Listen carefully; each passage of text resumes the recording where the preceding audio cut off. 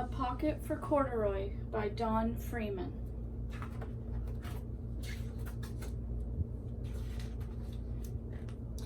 Late one summer afternoon, Lisa and her mother took their laundry to the laundromat. As always, on such trips, Lisa carried along her toy bear, Corduroy.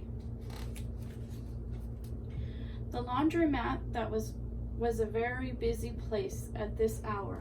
"Now, Corduroy, you sit here and wait for me," Lisa said. "I'm going to help with our wash."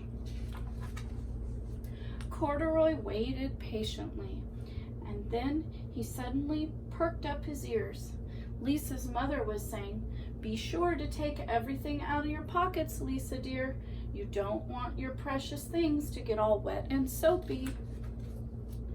"Pockets?" said Corduroy to himself. "I don't have a pocket." He slid off the chair. "I must go find something to make a pocket out of," he said, and he began to look around. First, he came to a pile of fancy towels and washcloths, but nothing was just the right size or color. Then he saw a huge stack of colorful clothes in the laundry bag. "There ought to be something in here to make a pocket out of." Without hesitating, he climbed inside the bag, which was full of pieces of wet laundry. The dampness didn't bother Corduroy in the least.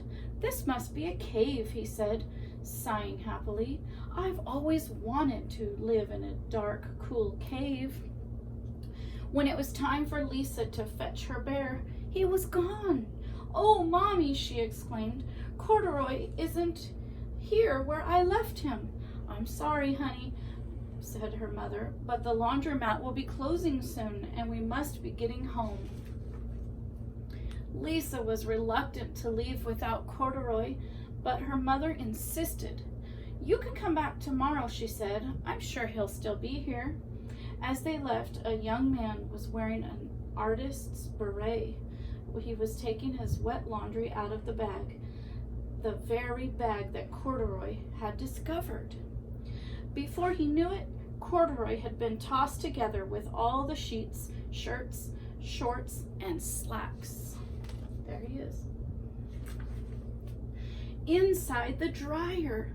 But just as the artist was shutting the glass door, Corduroy tumbled out onto the floor.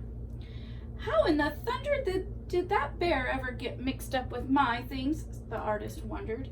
Poor Corduroy was damp all over.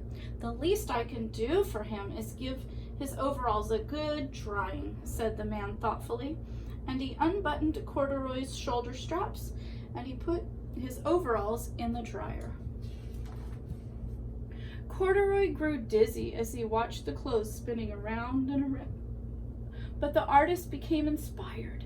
"This would make a wonderful painting," he said as he took a sketch pad out of his pocket and he began to draw the swirling colors.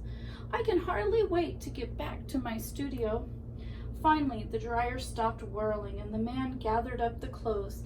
Then he helped Corduroy put on his warm, dry overalls. All at once, the manager of the laundromat called, "Closing time! Everybody out!" Corduroy was gently placed on top of the washing machine. "I wonder who that bear belongs to," the artist said as he was leaving. "Seems to me he should have had his name on it someplace. He's too fine of a fellow to be lost." As soon as the lights were turned off, Corduroy began his search again. He was surprised to see something white glowing in the dark.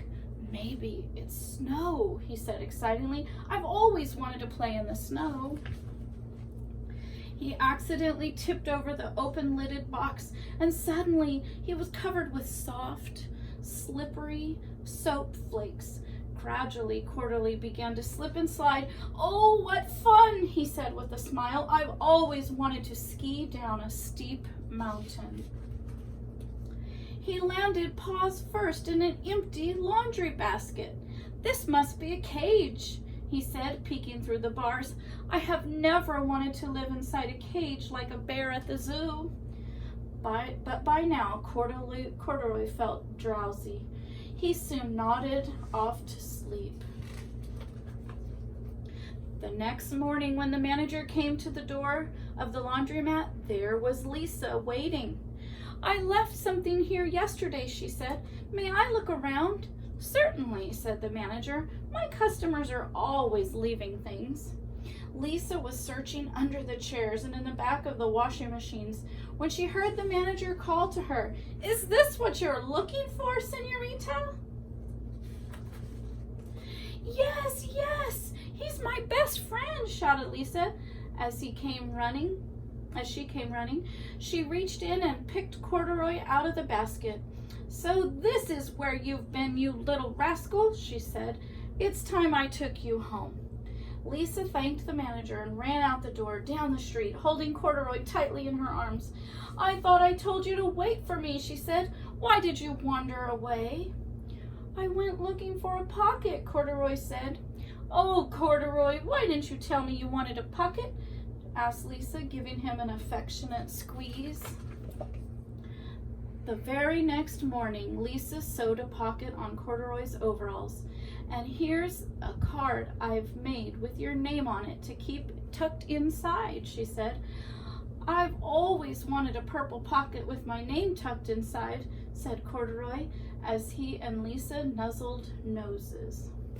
The end.